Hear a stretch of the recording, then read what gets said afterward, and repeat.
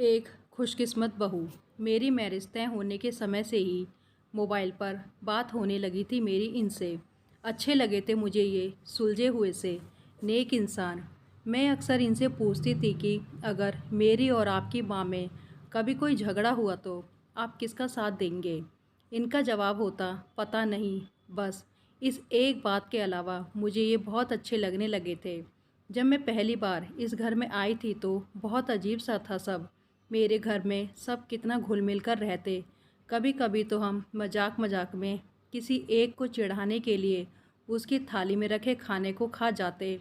और यहाँ मजाल की कोई एक कमरे में एक टेबल पर बैठकर भी खाना खा ले। सब राजा बाबू, सबको अपने अपने कमरे में खाना खाने का शौक़। इनकी माँ से बड़ा डर लगता था मुझे, जाने कब टोक दे। मैं कभी भी सुबह सुबह उठने की आदी नहीं थी, पर यहाँ नियम से जल्दी उठ जाती। एक बार देर से नींद खुली तो देखा कि सासू माँ किचन में नाश्ता बना रही थी। मेरे प्राण ही सूख गए थे कि आज तो ये बुढ़िया मेरी जान ले लेगी, पर कुछ कहा नहीं। सासू माँ ने बस पूछा कि तेरे लिए भी सेक दूँ या नहा कर खाएगी। मुझे लगा लेट उठने पर व्यंग कर रही हैं मुझ पर। सासू माँ का साड़ी पहनने का तरीका बड़ा सलीकेदार था और मुझे साड़ी से चिढ़। पहनने में ही घंटों लग जाते, फिर पहने पहने काम करना अजब हाल था मेरा। हर आधे पौने घंटे में फिर से सब ठीक ठाक करना पड़ता, नहीं तो सासू माँ टोक देती कि तमीज़ नहीं है क्या, ठीक से पहनो।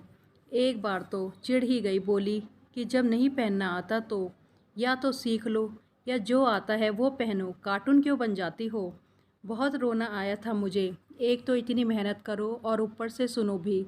मैंने भी ठान लिया कि अब साड़ी जाए चूल्हे में। पति की भी बड़ी ख़राब आदत थी, घर आते ही पहले अपनी माँ के पास आकर बैठ जाते और कभी कभी तो घंटों बैठे रहते। किसे अच्छा लगेगा कि उसका पति उसके पास नहीं अपनी माँ के पास बैठ जाए। ना जाने क्या खुसुर खुसुर करते दोनों। कई बार जब बहाने से उनके सामने आ जाती तो ऐसा लगता जैसे बात बदल दी हो उन्होंने। एक बार ऐसे ही टो लेने के लिए चाय बिस्कुट लेकर गई तो सासू माँ बोल पड़ी कि बेटा तू क्यों इतना परेशान होती है, कभी चाय कभी पानी, जा आराम कर या यहीं बैठ जा। उस दिन तो मैं चली आई, पर सोचा कि जब खुद ही कह रही है तो कल से साथ ही बैठूंगी। साथ बैठी तो लगा कि ये लोग तो फालतू की बातें करते रहते हैं या मेरे ही सामने ऐसा बन रहे हैं। जब मेरे बेबी होने वाला था तो डरते डरते पूछा था कि बच्चे का क्या नाम रखेंगे माँ। कितना खुश होकर सासू माँ ने जवाब दिया, काना। और मैं डर गई, पूछ ही नहीं पाई कि अगर बेटी हुई तो।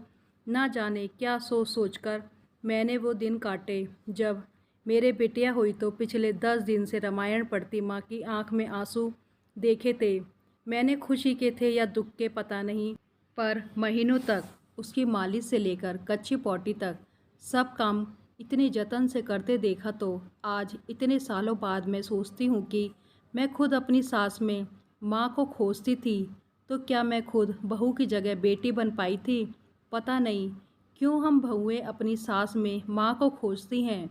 अगर सास मेरी सासू माँ जैसी होती है तो ईश्वर से प्रार्थना है कि मेरी अपनी माँ अपनी बहू के लिए मेरी सासू माँ जैसी बने। एक खुशकिस्मत बहू।